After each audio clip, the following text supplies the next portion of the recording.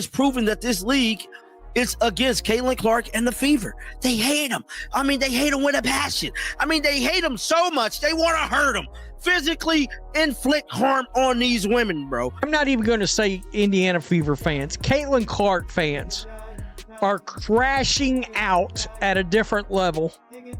And I don't blame them. I don't. The Indiana Fever front office is caught red-handed, lying to reporters. Speculation has circulated about frustration among Indiana Fever supporters following Caitlin Clark's injury, but claims of a league-wide panic or boycott remain unsubstantiated. Fans, y'all, we might have a case here. We might have a case to sue not only the Indiana Fever, but the WNBA for misleading us. Some observers see the situation as an example of poor transparency. Comeback timelines that raised expectations, leaving fans feeling deceived when delays emerged.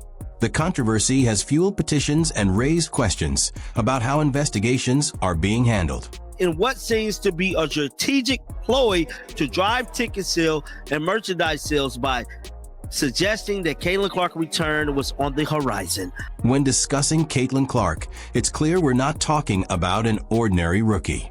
She's considered a generational talent whose presence carries massive financial and cultural weight, with some analysts even suggesting her impact could be worth billions.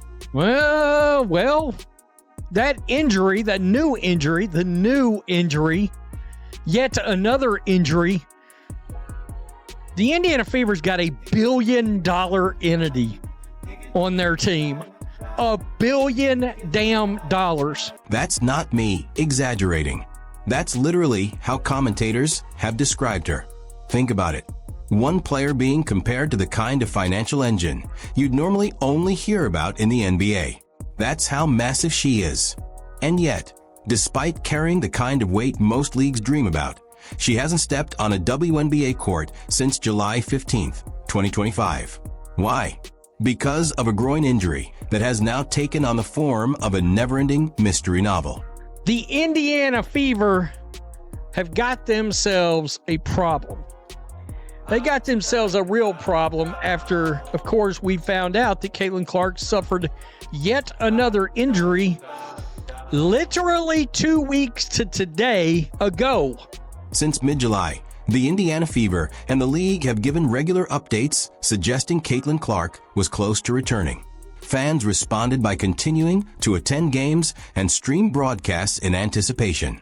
However, instead of a clear comeback, the public received conflicting reports about her condition, leaving many confused about the true status of her recovery. Whoever is representing Caitlin is going to win. Sophie Cunningham is going to win.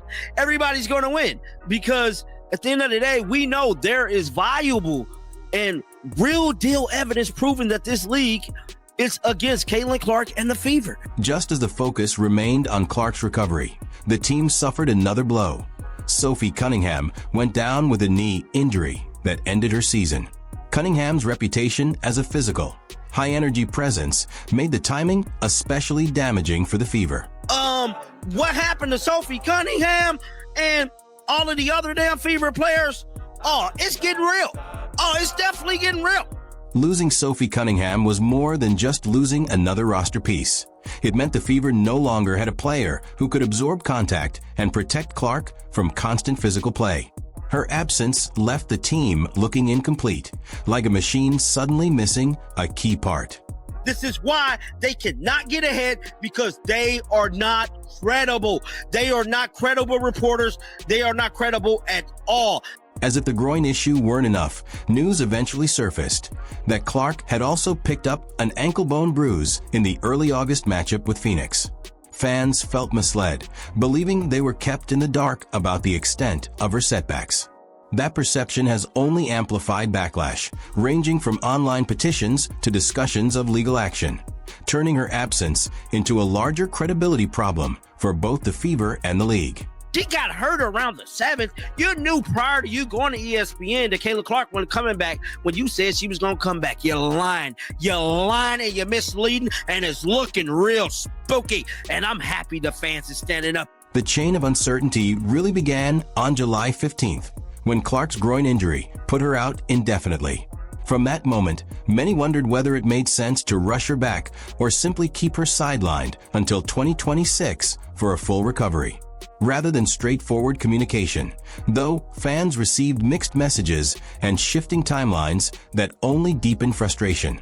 They had already knew Caitlin Clark wasn't going to play in that damn All-Star game, right? Knowing what we know now, they could have told us immediately Caitlin wasn't going to play. But they waited like 3-4 days for the All-Star game. Now, I was set to go to the All-Star game, but I said, you know what? No, I'm going to just boycott it because I just didn't like how Caitlin Clark was getting abused. The August 7th game against Phoenix introduced even more confusion.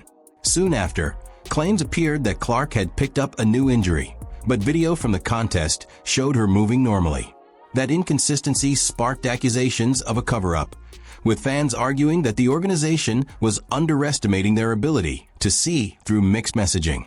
Caitlin Clark has been sidelined for the Indiana Fever since July 15th due to a groin injury. Yes, we know that. While fans would love to see her back on the court, there's a legitimate chance she's held out until 2026.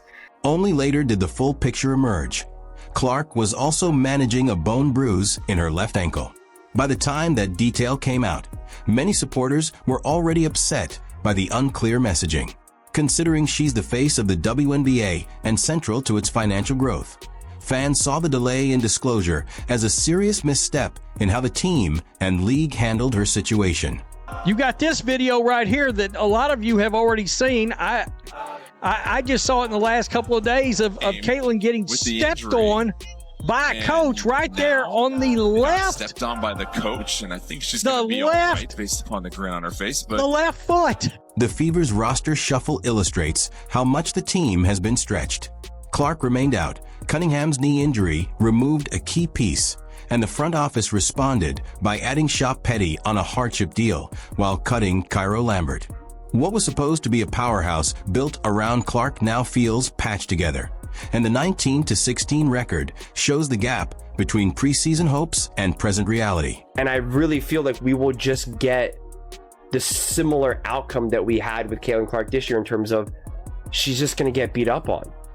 And now this team is already injured and you're already not playing. The turmoil soon shifted from the players to the decision makers. Communication from the Fever has come under fire, especially after head coach Stephanie White publicly stated on August 12th that Clark was nearly ready to play again. The issue? Clark had already suffered another setback by then. The disconnect suggested either a breakdown in internal communication or an effort to keep fans optimistic at all costs, neither of which inspires confidence. The team is a mess, the Indiana Fever, right? They have all these injuries. This is not the complete team. If Caitlin Clark does come back, the question would remain, is she actually 100%? So now you're going to potentially have Caitlin Clark go out there. Pressed for answers later, White reacted defensively, asking reporters why they were raising questions if they hadn't personally seen Clark on the court. For critics, the response underscored a larger issue. When your franchise player is the biggest star the WNBA has ever had and fans are investing heavily to watch her, dismissive replies feel tone-deaf and avoid the accountability people expect. Because you won't be open and you won't be honest. Y'all are talking about Caitlin Clark coming back. We've got two different Fever reporters, both reporting the injury did not and the injury did hamper her coming out. The controversy deepened when reports suggested assistant coach Brienne January might have accidentally stepped on Clark's foot in practice, worsening her condition. The organization quickly dismissed the speculation, but fans weren't convinced. Trust eroded even further when beat reporter Scott Agnes was seen laughing while reporting on Clark's injury, an act that struck many as tone-deaf, undermining credibility at a time when honesty and professionalism were needed most. I hate to do this to him, but we need to boycott Scott Agnes, bro, because you is part of the problem. You're lying to the people, and you're supposed to be looked upon as a person we can count on for credibility and to keep it transparent with the fans. The messaging breakdown wasn't confined to the Fever front office. Reporters couldn't seem to agree either. One story linked Clark's delayed comeback directly to the ankle issue, while another dismissed that explanation. When even the coverage lacks consistency, it only strengthens the view that the entire situation is being mishandled. And they're a bunch of clowns, a bunch of bozos. You guys look completely incompetent and unprofessional. The tipping point for many fans has been the lack of clarity. They no longer want ambiguous timelines or dismissive remarks from coaches, and they've been outspoken about it. A portion of the fan base has gone so far as to suggest Clark should turn to her former Iowa medical staff for evaluations, framing it as a matter of career preservation over organizational priorities.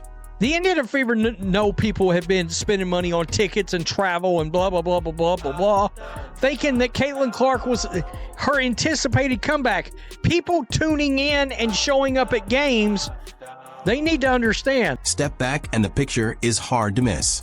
Concealed injuries, inconsistent updates, coaches clashing with the press, rumors from practices, and even reporters undermining the seriousness of the situation.